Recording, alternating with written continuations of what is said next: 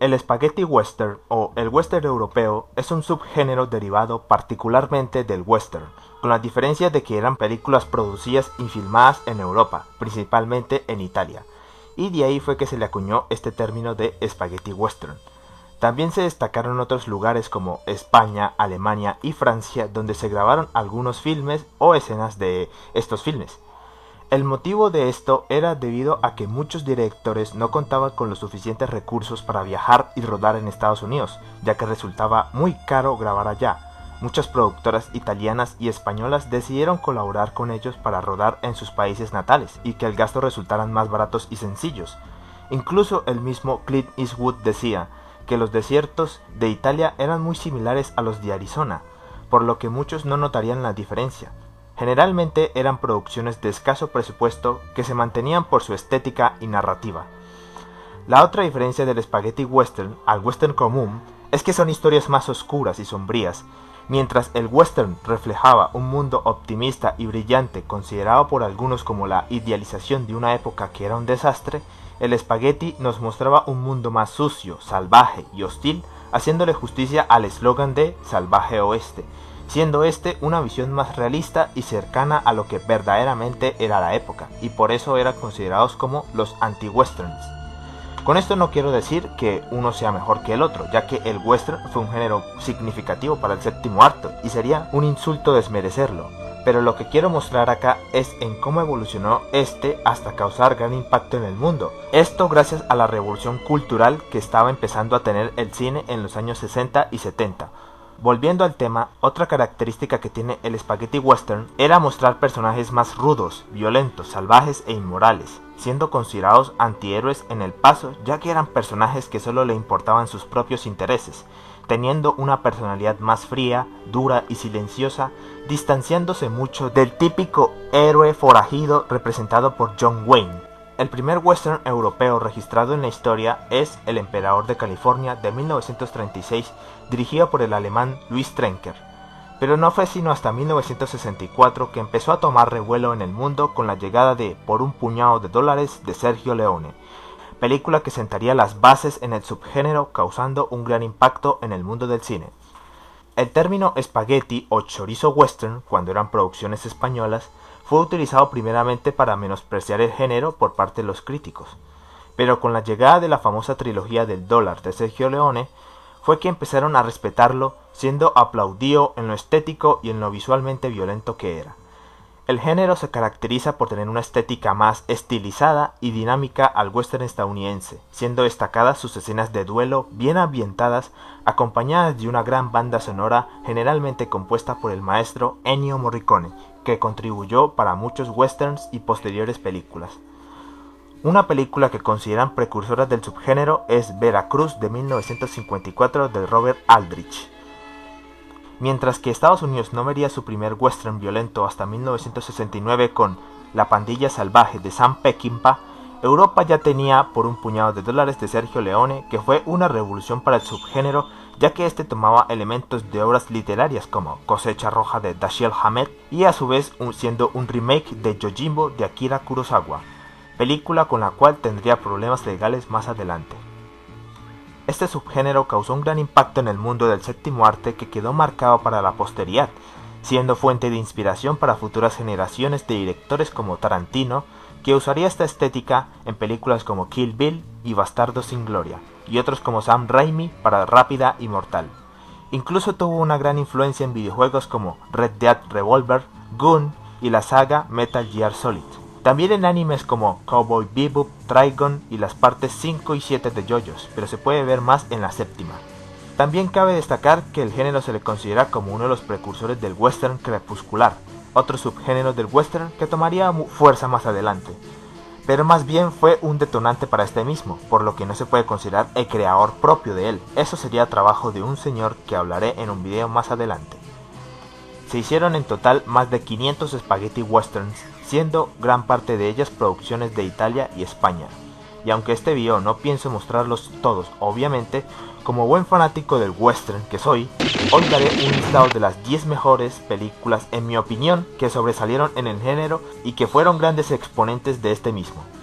Cabe aclarar que en esta lista no incluiré la famosa trilogía del dólar ni Érase una vez en el oeste de Sergio Leone, no porque no me gusten o querer desfavorecerlas, sino porque ya son obras con un valor muy significativo que haría muy predecible esta lista. Aquí veremos películas que, si bien no causaron el mismo revuelo que las de Leone, también fueron grandes exponentes que resaltan en los estándares del género y cuyos directores también fueron resaltables. Son consideradas gran parte de ellas películas de culto, mas sin embargo cabe destacar que en esta también saldrá una poco conocida de Sergio Leone que pasó desapercibida, así que para que estén pendientes en los primeros puestos. Sin más que hablar, vamos con el listado.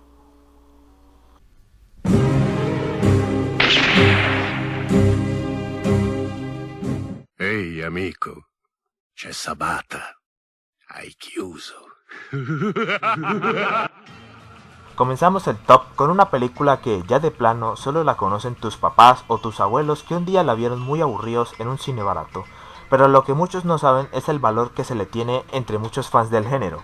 Oro Sangriento de 1969, también conocida como Sabata viene a matar, fue dirigida por Gianfranco Parolini y fue un spaghetti western de bajo presupuesto que supo cómo desenvolverse para darnos una gran historia.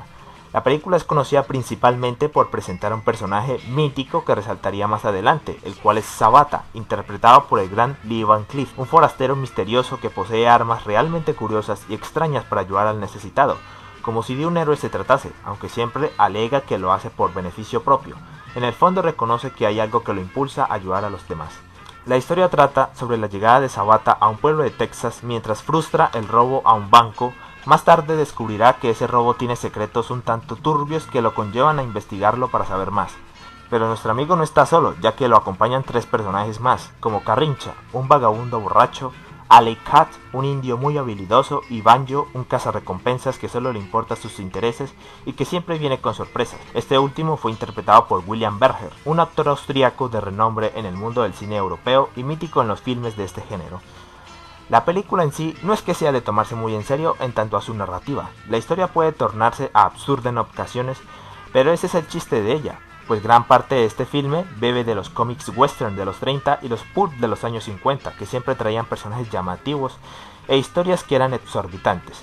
Todo eso fue influencia para la película y en parte la hace buena, ya que viene acompañada de personajes carismáticos y dinámicos como el indio o el tipo del banjo. Joder, ¿cuándo verás a un tipo como este teniendo una herramienta como esta? Es simplemente fantástico.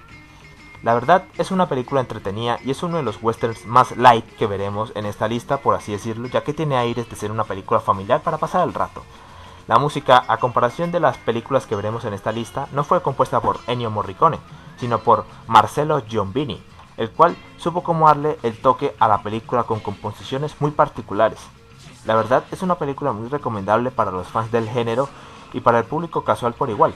Es entretenida y tiene escenas de acción muy pintorescas. Es un clásico interesante y pues fue un éxito esta película, que tuvo otras dos secuelas que conformaban una trilogía del personaje, seguida de Adiós Sabata, película que en esa ocasión fue interpretada por el legendario Jules Breiner como Sabata, y Texas 1870, donde Lee Van Cleef retorna el manto de Sabata.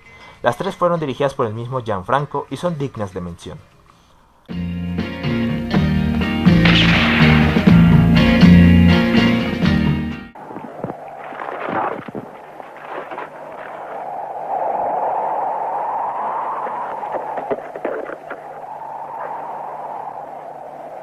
Eres un espantapájaros. Soy vuestro sepulturero. Continuamos el top con una película que tiene un personaje igual de llamativo y carismático al del anterior puesto. Este es Sartana, interpretado por Gianni Garco, otro actor de renombre en el spaghetti western. Y este es uno de los antihéroes que destacaron en el género, junto a Sabata y el hombre sin nombre de Clint Eastwood, entre otros que aparecerán más adelante en esta lista. Como sea, el título original del filme es Se incontri Sartana, prega per la tua morte, que en español significa Si te encuentras con Sartana, reza por tu muerte. Lanzada en 1968 y dirigida igualmente por Gianfranco Parolini, trata acerca de la investigación de Sartana sobre el robo a una diligencia que resulta ser falso y lleva consigo un plan conspiratorio que involucra al propio director del banco y dos asesinos que intentarán silenciar lo más pronto posible a Sartana antes de que revele todo este complot. La película tiene la misma fórmula de la anterior, con la diferencia de que esta tiene toques más serios y no es tan cómica como la anterior, puesto que ahora nuestro personaje es más callado, misterioso y más detectivesco, con artilugios curiosos como una Derringer trucada. El personaje es llamativo por su forma de presentarse, ya que es como una suerte de Batman del oeste que aparece en los momentos más inesperados, y su pasado, aunque misterioso, nos da a entender lo trágico u oscuro que resulta ser para él. Aunque la personalidad es más alegre y carismática a los antihéroes presentados en el Spaghetti Western, ya que le ve el lado positivo de las cosas y sabe los resultados que tendrán ciertos eventos que vendrán consigo en sus planes. La película no relucirá mucho en guión y actuaciones, pero sí en su personaje principal y los escenarios que resultan ser muy buenos, que no se llega a notar el bajón de calidad que tiene, como el del anterior puesto, a pesar de que esta se hizo con un presupuesto un tanto más alto. La verdad es una gran película que recomiendo mucho, ya que en mi opinión es bastante infravalorada y le acredito por tener un antihéroe más pintoresco y carismático, muy distante al que se tenía por estándar en los espaguetis. Un clásico imperdible si eres fan del género. Aunque esta no es su primera película, sí fue la primera película en plantar las bases del personaje, ya que la primera que se hizo era villano, pero fue olvidada y no fue muy popular ni tan buena como esta. En total se hicieron más de 12 películas sobre el personaje, pero solo 4 son oficiales, y son las que están interpretadas por Gianni Garco y una por el actor uruguayo George Hilton. La música fue compuesta en esta ocasión por Piero Piozzini y es muy buena, la verdad. También cabe recalcar que en esta película aparece otro actor de renombre. Ese es el alemán Klaus Kinski, un popular y controvertido actor de la época que en esta ocasión interpreta un papel menor pero que resalta en gran medida. En todo caso, es una película genial y la recomiendo mucho.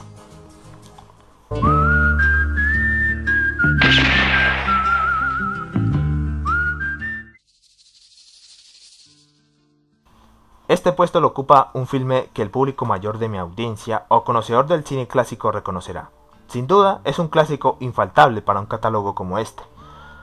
Lo chiamavamo Trinità, o en español Le llamaban Trinidad, es una película de comedia que renovó un poco el concepto del spaghetti western durante una época en la que ya se estaba saturando el género y la gente se estaba cansando.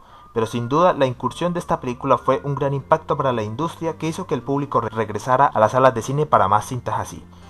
Lanzada en 1970 y dirigida por Enzo Barboni, nos narra las aventuras de dos hermanos que son criminales de poca monta, que desean cumplir el deseo de su padre de ser los mejores ladrones de la historia. Pero pronto eso cambiará cuando llegan a un rancho de una familia humilde, los cuales son acosados por una pandilla de bandidos y ellos se encaminarán en una cruzada para protegerlos. La película se caracteriza principalmente por su comedia slapstick, que resulta ser hilarante, también por dos personajes que sentarían las bases del cliché en las comedias, como el tipo guapo, inteligente y delgado, y el gordo, fuerte y rudo, los cuales son interpretados por dos grandes actores de la época que harían más filmes cómicos juntos en el futuro. Esos son Bud Spencer y Terence Hill, dos actores que pasaron a la posteridad como el dúo de comediantes más reconocido en la historia. Regresando a la película, esta misma no es de tomarse en serio, es una comedia, coño, ¿qué más vas a esperar? Y no solo eso, sino que también crearon otro subgénero del western basado en la comedia que se haría popular con el tiempo. Es recomendable para pasar el rato con tus amigos o su familia, con los que pasarás horas riéndote de los chascarrillos que ocurren en la película. Sin duda alguna, un clásico infaltable y obligatorio para un fan del western.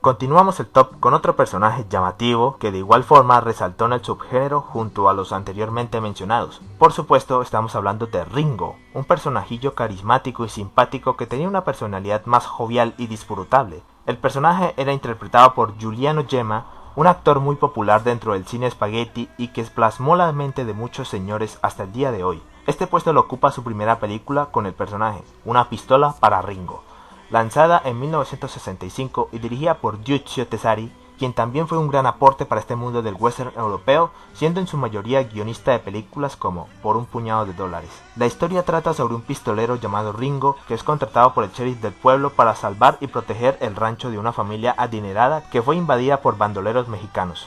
Con sus habilidades de engaño y su astucia, deberá sacarlos como sea posible. La película tiene una trama simple pero entretenida. Al igual que las anteriormente mencionadas, la película destaca por tener un personaje carismático y simpático como Ringo, que, contrario a los antihéroes presentados en este género, este llega a tener personalidad y posee un arma más poderosa que un revólver, su cerebro. En toda la película, ya de por sí les digo, se le verá pocas veces usar una pistola. El título de la película encaja perfectamente con lo que sucede a este mismo entorno. Sin duda, una gran película que no deberían perderse. Fue un éxito en taquilla que tuvo una secuela llamada El Retorno de Ringo. Erróneamente se cree que tiene más secuelas, pero lo cierto es que son películas que no tienen nada que ver con el personaje, salvo por el protagonismo de Giuliano Gemma, pero en todo caso son películas muy diferentes. En gran parte de Latinoamérica, especialmente en países como Colombia, México y Venezuela, se vendieron como secuelas de Ringo, confundiendo a parte de la audiencia. Se especulaba que tendría un crossover con Django, ya que Giuliano y Franco Nero eran amigos y se colaboraban mutuamente entre filmes. Mas sin embargo nunca se llegó a hacer y solo quedaron montajes que hacen los fans haciéndolo vender como una película de verdad. En tal caso, es una gran película que sobresalió en el género y que es bastante recomendable, aunque esté en pésima calidad en algunos sitios de internet.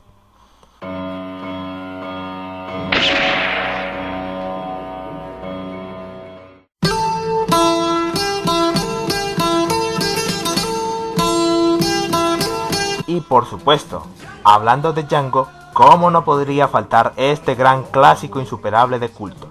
Ya muchos debieron estarme tirando caca en los comentarios preguntándome por este filme, pero relajen las nalgas que aquí está, y en un puesto más alto a los anteriores. ¿Por qué está acá y no en uno más alto?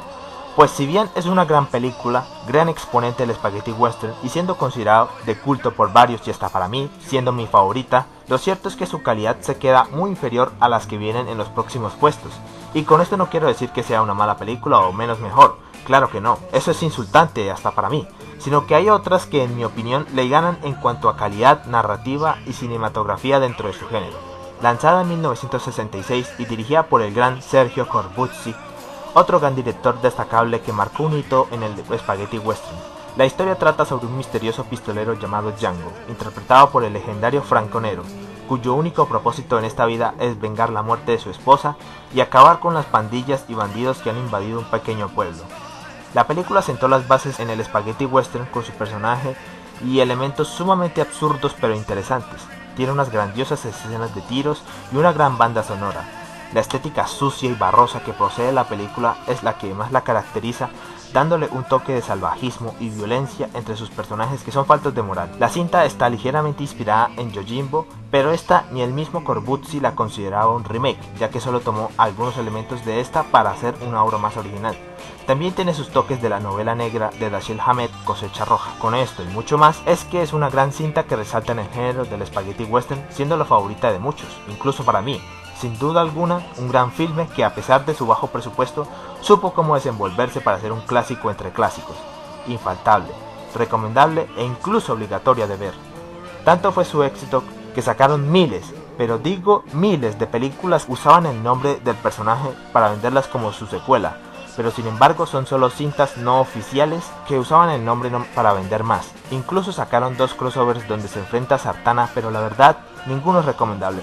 Son producciones cutrísimas que no vale la pena ni echarle una ojeada con toda sinceridad.